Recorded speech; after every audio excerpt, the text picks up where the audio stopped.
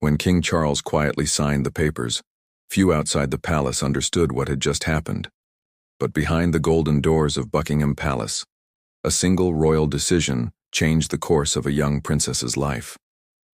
Princess Charlotte, a child born under history's gaze, suddenly stood at the heart of a modern monarchy's biggest transformation. Her title wasn't just a label anymore. It was a symbol of change.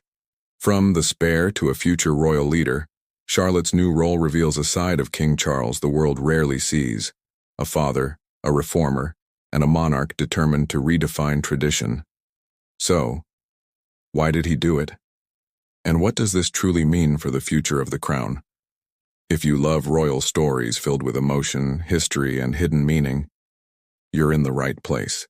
Don't forget to like this video, subscribe, and tap the bell icon so you never miss our next royal deep dive. And of course, share your thoughts in the comments below. We'd love to hear what you think of King Charles's bold new move. It didn't happen with a royal fanfare. No balcony appearances, no dramatic announcement from Buckingham Palace, just quiet paperwork, sealed with a king's signature, and a ripple that would echo through royal history. When King Charles approved the shift in Princess Charlotte's titles, few realized the emotional depth behind that act. But inside the palace, it wasn't simply about protocol. It was about legacy and love. Because for King Charles, this wasn't just an administrative move. It was a message to the world. A message that the rules of royal blood no longer belonged to the past. For centuries, royal succession followed one simple and unfair truth: men came first. No matter how capable, no matter how brilliant a daughter might be, she would always stand behind her brothers. It was tradition. It was custom. It was, in the quiet words of one royal historian, a heartbreak written into the family tree. But then came change. Bold, sweeping change. The Succession to the Crown Act of 2013 rewrote the centuries-old rulebook. It declared that for all royals born after October 28, 2011, gender no longer decided destiny. And just 2 years later, on May 2, 2015, a little girl was born, one whose place in history was already protected by law. Princess Charlotte Elizabeth Diana of Cambridge. Even her name carried weight. The father's homage to the past, the grandmother's spirit woven into her identity. She wasn't born to change the monarchy, but history had already made sure she would. When her younger brother, Prince Louis, arrived in 2018, the world watched closely. Would the old rules find their way back into play? Would Charlotte, like so many royal daughters before her, quietly move down the line? But no, she didn't budge. For the first time in British royal history, a princess kept her place above her younger brother. The monarchy had officially turned a page. And though the public celebrated, few understood the emotional resonance of that moment within the royal family. Because for William and Catherine, the Prince and Princess of Wales, it meant their daughter's future would be measured not by her gender, but by her worth. It meant that Princess Charlotte could stand as an equal beside her brothers, a small yet powerful victory in a family defined by tradition. Fast forward to September 8, 2022. The world paused. Queen Elizabeth II, the steadfast heart of the monarchy, passed away. And in that moment, a new era began. Charles became king, and every royal title, every family connection, every lineage detail began to shift again. The very next day, the palace announced a major change. Prince William would become the Prince of Wales. And with that, Charlotte's style changed too. She was no longer Princess Charlotte of Cambridge. She was now Princess Charlotte of Wales. 3 simple words, but they carried the weight of centuries. Behind that subtle change was a quiet truth. The monarchy was evolving under Charles's watch. He wanted to preserve what was sacred, yet make room for what was fair. And Charlotte unknowingly became the living symbol of that balance. Inside royal circles, whispers began to spread. Would Charlotte one day be given an even greater title? Something more reflective of her unique position in the royal family. Some royal commentators speculated about a future Duchess of Edinburgh title. Others spoke of something even more prestigious, Princess Royal, a title reserved for the monarch's eldest daughter. But here's the thing most people don't realize. Princess Royal isn't just ceremonial. It's one of the most respected titles in the royal world, and it lasts for life. At the moment, that honor belongs to Princess Anne, who's held it since 1987. Her decades of work set a standard few can match. For Charlotte to inherit that title one day, two things must happen. Her father must be king, and the title must be vacant. And while that may be years away, the idea itself speaks volumes about what King Charles envisioned for his granddaughter. Because he isn't just reassigning titles, he's shaping a new kind of royal woman. And yet, amid the constitutional details and royal traditions, there's a quieter, more human layer to this story. Charlotte isn't just a title. She's a little girl, laughing beside her brothers, whispering jokes to her mother at royal events, and learning how to curtsy, not from a textbook, but from watching her family. William and Catherine have been careful. They know what the world's gaze can do. So they've crafted a rare balance, allowing their daughter to grow up aware of duty but free from its full weight. It's a childhood Queen Elizabeth might have wished for her own children. And that's perhaps the most touching part of this transformation, how quietly emotional it all is. Because behind every crown, every title, every tradition, there's always a family trying to protect its own. Think about it. One royal decision can shape an entire generation's understanding of equality. One little girl, standing third in line to the throne, now represent a monarchy finally aligned with the values of the world it governs. And that's what makes this story more than just royal gossip. It's a glimpse into how ancient institutions evolve, not through revolution, but through the careful, deliberate acts of people who still believe in what those traditions stand for. So when Charles gave Charlotte her updated title, he wasn't just keeping her in the line of succession. He was saying something bigger, that the monarchy can change, and that its future might look brighter, fairer, and yes, more human. Princess Charlotte of Wales, a name that carries both history and hope, and perhaps, one day, a name that will define what it truly means to be royal in a changing world. Titles, in the royal world, are never just words. They are symbols, reflections of power, lineage, and the unspoken hierarchy that governs 1,000 years of monarchy. But in Charlotte's case, her title is something far more profound. It's a quiet revolution dressed in lace and royal blue. When Charles approved her new role, he wasn't just redefining his granddaughter's place in the royal family. He was reshaping how Britain views the very idea of royalty. Because for centuries, royal women stood on the edges of history, admired, adored, but often sidelined. Their names filled fairy tales, not footnotes in policy. Yet now, this tiny princess, barely tall enough to reach her father's shoulder, represents a shift in that ancient balance. Let's take a closer look at what makes Charlotte's position so unique. Under the old royal rules, those set by King George V in 1917, only a select few could use the title prince or princess. Back then, the rule was strict. Only the children and male-line grandchildren of the monarch could bear that style, along with the title Royal Highness. That's why, for decades, you never saw a sprawling list of little princes and princesses. It was exclusive, almost sacred. But everything changed in 2012, when Queen Elizabeth II signed what's called letters patent, an official royal decree. Her decision extended the prince or princess title to all children of the eldest son of the Prince of Wales. Why did that matter? Because it meant that from the moment William and Catherine's children were born, George, Charlotte, and Louis, they would all carry royal titles from birth. And that wasn't just a bureaucratic update. It was an emotional correction, an acknowledgement that every child of the future monarch deserves to stand equal. In other words, it was the monarchy catching up to the values the late Queen quietly believed in: fairness, dignity, and family. So when King Charles later formalized Charlotte's updated title, from Princess Charlotte of Cambridge to Princess Charlotte of Wales, it carried the weight of those modern ideals. It said to the world, this royal daughter matters just as much as any royal son. And that statement, though subtle, landed like a thunderclap in royal history. Because titles are the scaffolding of monarchy, they shape perception, duty, and even public expectation. When the public hears Princess of Wales, they don't just see a child. They see the continuation of legacy, the rebirth of one of the most storied titles in royal history.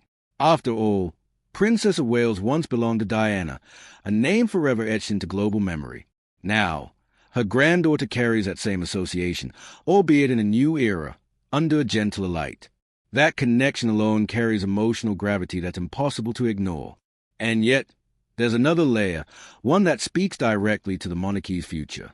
As the years unfold, Charlotte's potential roles are already being quietly mapped out. Royal watchers speculate that one day she could become the Duchess of Edinburgh, a title steeped in prestige and history. Currently, the Duke of Edinburgh is Prince Edward, King Charles's younger brother.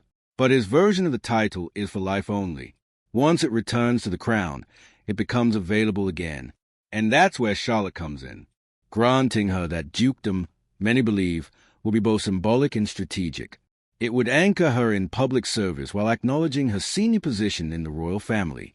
It would be, in effect, Charles's way of ensuring the next generation, his grandchildren, inherit not just a name, but the meaning of royal duty. But there's another possibility, one even more powerful. Princess Royal. It's not automatic. It's not inherited. It's owned. Only one woman can hold it at a time, and it's always the monarch's eldest daughter. Currently, that honor belongs to Princess Anne, a powerhouse of royal service who spent decades quietly defining what strength and duty look like, and was granted the title by her mother, Queen Elizabeth II, back in 1987, and she's kept it ever since, setting a bar so high that any successor will have to walk in truly legendary footsteps. If Charlotte eventually inherits that title when her father becomes king, it will mark another emotional full circle. From one generation of strong royal women to another, bound not by gender roles or outdated customs, but by service, endurance, and heart. And it's that emotional thread, that unbroken line, that makes Charlotte's story so much more than royal trivia. Because what we're really witnessing here isn't just a child growing up in a palace. We're watching a modern monarchy find its rhythm again after loss, transition, and change. King Charles may be a traditionalist at heart, but is also a realist. He knows the monarchy's survival depends on its ability to adapt. And his granddaughter, the bright, composed, quietly confident Charlotte, embodies that adaptation. She's a bridge between old and new, between a world that once bowed to birthright and one that now demands fairness. And maybe that's why Charles moved so decisively to adjust her royal role. Because every monarch, deep down, wants to leave behind something that lasts longer than their reign, a legacy that says, I didn't just rule, I redefined. Watch her at royal events, how she walks, how she glances at her father before waving to the crowd. It's subtle, but you can already see the training, the quiet awareness that one day her signature could mean something far greater than her title. She's learning from the best, from William's quiet leadership, from Catherine's balance of warmth and grace, from her grandfather's sense of duty. All these influences are shaping the woman she will become, a royal who carries both history and modern hope in equal measure. And perhaps that's the greatest power behind Charlotte's new role. Not the title, not the line of succession, but what it represents.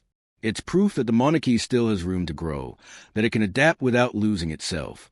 And in a world that questions its relevance more than ever, that quiet evolution might just be its saving grace. Princess Charlotte isn't just in the line of succession. She's part of the story that's redefining it.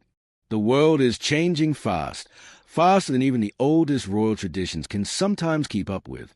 But every now and then, someone comes along who quietly reminds us that history can evolve without losing its heart. And in this story, that someone is a child, Princess Charlotte of Wales. She's not the heir. She's not expected to rule. But somehow, she's becoming one of the most important symbols of what the modern British monarchy can be. Because in Charlotte, the world sees both tradition and transformation, a bridge between the heritage of the past and the fairness of the future. It's easy to forget she's only a little girl. We see her wave gracefully beside her parents, walking in step with her brothers, already so composed under the watchful eyes of millions. But look closer, and you'll see the laughter, the playfulness, the spark of mischief that makes her human. Those small moments, a giggle during a family photo, a shy smile at the coronation, they're reminders that beneath the diamonds and titles, she's still just a child learning what it means to live in history's shadow. And yet, even at this young age, her life tells us something profound. The monarchy's future doesn't lie in its ability to stay the same, but in its ability to grow alongside the world it serves. When King Charles approved her title as Princess Charlotte of Wales, it wasn't merely paperwork. It was a subtle promise that fairness, not favoritism, would define the next generation of royals. He understood that if the monarchy is to survive in the 21st century, it must reflect the values of the people it represents. And so, Charlotte's existence, her equal place in the line of succession, her potential path to becoming Princess Royal, is part of that evolution. It's a message to every young girl watching that titles and traditions don't have to be barriers. They can be bridges. But here's what makes it all even more emotional. Behind palace gates, far from cameras, King Charles is said to share a special bond with his grandchildren. For him, this isn't just about constitutional balance. It's about love, about leaving behind a family and a nation better than he found it. When he looks at Charlotte, he sees the strength of Queen Elizabeth, the kindness of Diana, and the compassion of Catherine. He sees continuity, the past living beautifully inside the present. That's why so many believe his quiet decision to honor her title carries deeper meaning.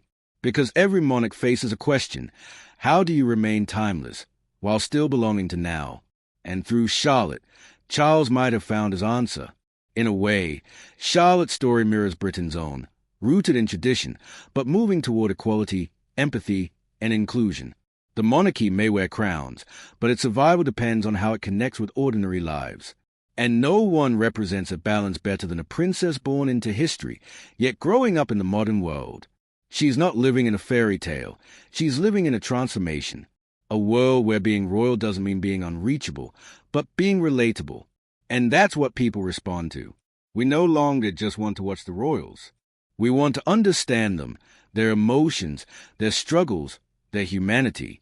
Charlotte's journey gives us that, a glimpse of warmth inside the world's oldest institution. As she grows, her path will almost certainly become more defined. There will be ceremonies, charities, and public duties, each one shaping her into the royal woman she's destined to be.